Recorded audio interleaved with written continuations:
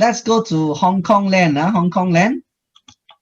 Okay, for information, Hong Kong land is actually the largest real estate company listed in SGX. If I'm not wrong, let's see whether it is still the largest.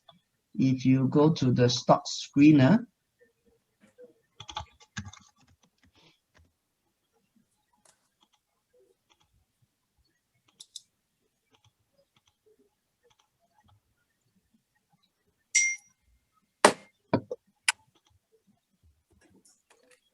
okay, if you choose real estate and you sort by market cap. Okay, so it's no longer the largest. Okay, it used to be the largest. Okay, so basically a few company has taken over them. So anyway, it's still one of the largest real estate company in okay, wait. Oh yeah, it's probably second or third because I think they when they sort this, they didn't take into account the currency. Yeah, so they should be in second or third position, okay, for Hong Kong land. Okay, if you actually put all into the same currency. Okay. Now let's look at the profile of Hong Kong land. Now, can you see, even though they are developer, but you can see that their revenue income is actually quite balanced compared to GoCo land. Okay, so if you actually compare that to GoCo land is actually 82% from sales of properties. Okay, whereas for Hong Kong land, only 48.2%. Okay, the rest is actually more of they own the properties, they actually rent out. So it's a bit like a REIT.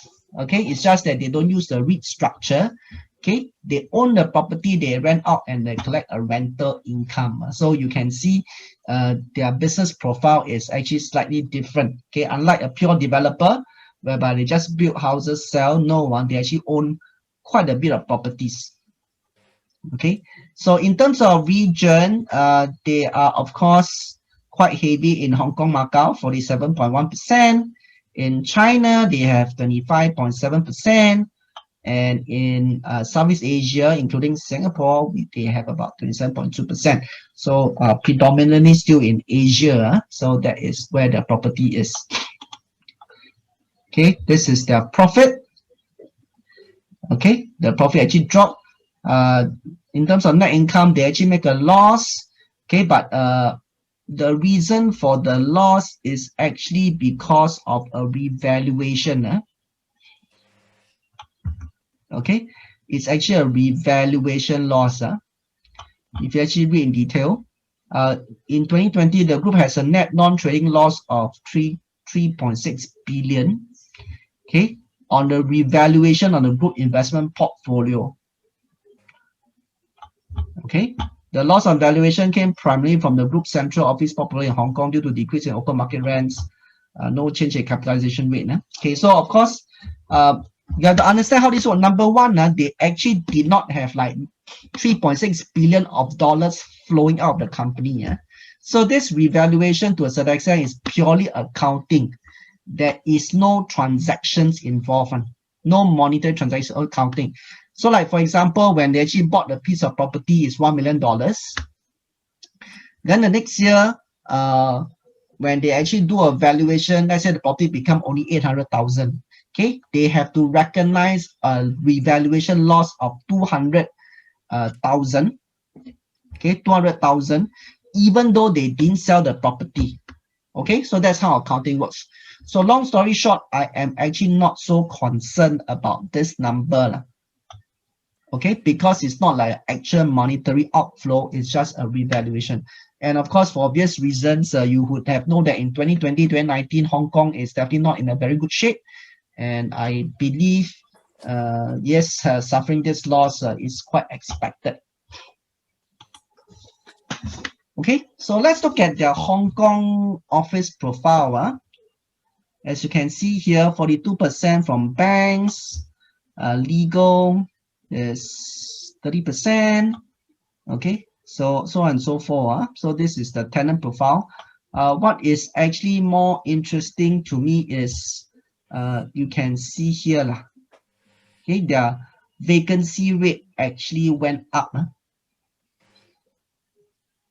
Okay, their vacancy rate actually went up. So this is based on 2020.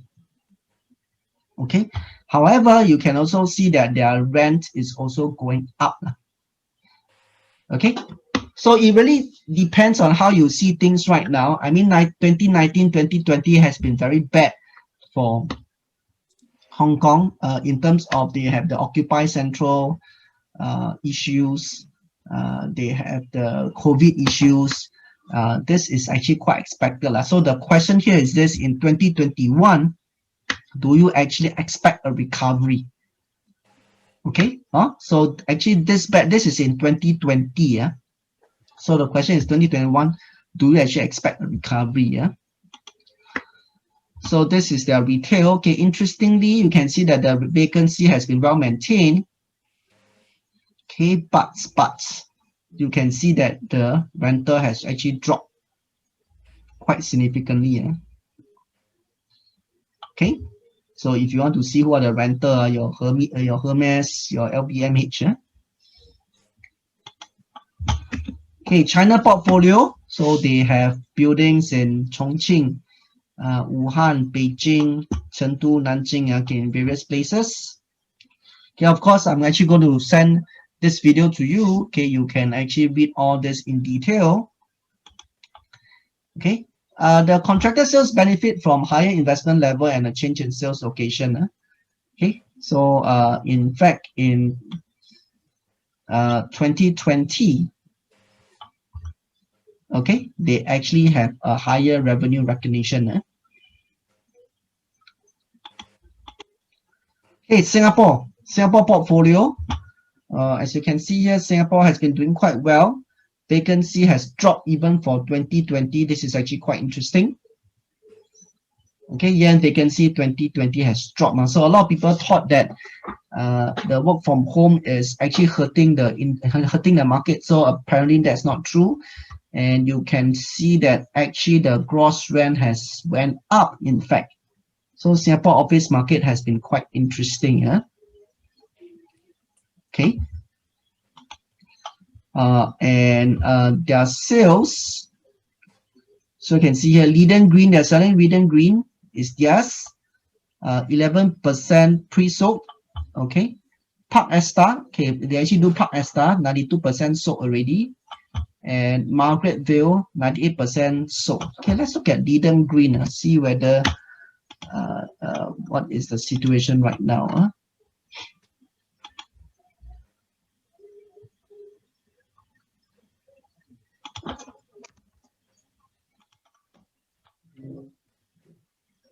Okay, or still have many left. Okay, thank you so much, William.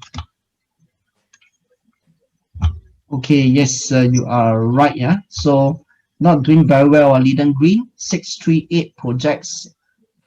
Okay, launch is 125, 113. Okay, in terms of launch but unsold, is actually quite good now. Okay, launch but unsold is actually quite good now. But then they have a number of you not launch it. I don't know for any reasons. Do you happen to know why? Why they are not launch it, William? Any reasons? But whatever they launch, actually the sales quite good. And you're talking about on marketing talk. Okay. All open for sale. Okay, so probably this is still not updated yet. But then you can see the prices are also not cheap. If you think about it, if 2006 I stay in Leiden Green, which if I'm not wrong is in Bukit Timah, right? Let's see.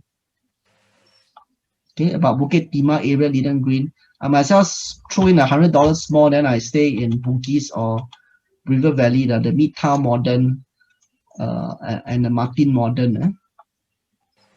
Okay, so Leiden Green. Okay, do you think that they can sell? So to which is owner? I believe you sort of can sense what is my view ready for Leiden Green. Okay, outlook. Office portfolio expected to remain resilient, underpinned by a high quality of tenant base. Performance of the retail portfolio outside the Chinese mainland will largely depend on the duration of the pandemic. Continue to add the group suites of digital service and flexible space to better serve its tenant and customer. Okay, so in that sense, they may not have a very clear growth story. It's just about what they really have. Can they actually get it to perform better? Okay, development properties, higher completion expected 2021. Market sentiment on Chinese mainland and Singapore expected to remain stable. Sentiment in the rest of Southeast expected to depend largely. Okay, same.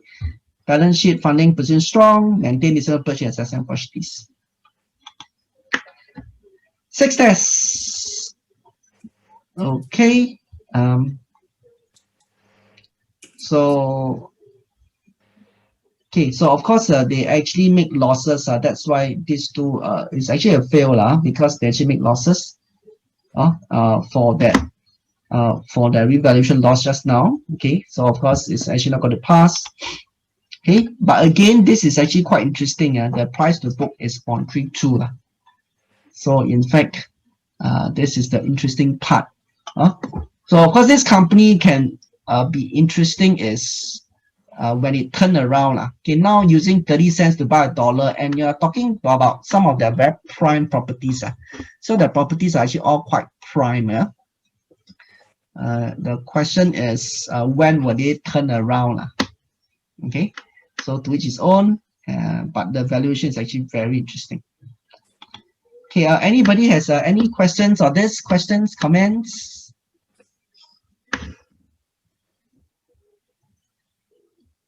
Okay, but please take note, this one predominantly is they actually own the buildings. Okay, if you can just go and Google the website. It will actually tell you where are the office buildings, and it's not difficult to see that. Okay, they are all in very prime areas. Okay, Hong Kong land investment properties.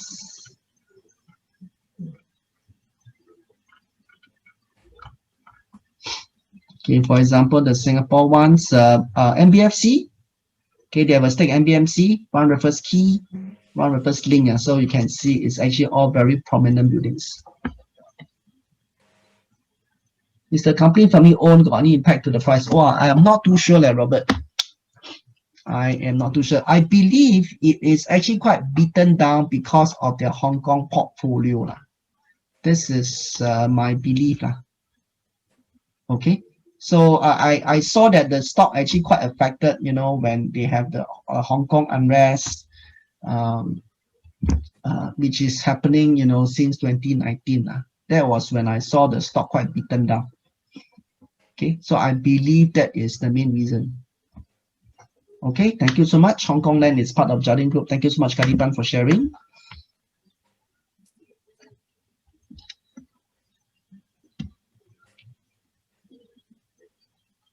Yes. In fact, I have not seen it gone above 0.5 before. It was hovering around 0.3, 0.4, 0.3 most of the time. 0.3, 0.4 most of the time. It was never, okay, at least in my investment journey, it never went above 1, definitely not. Yep, most of the time is below 1, definitely.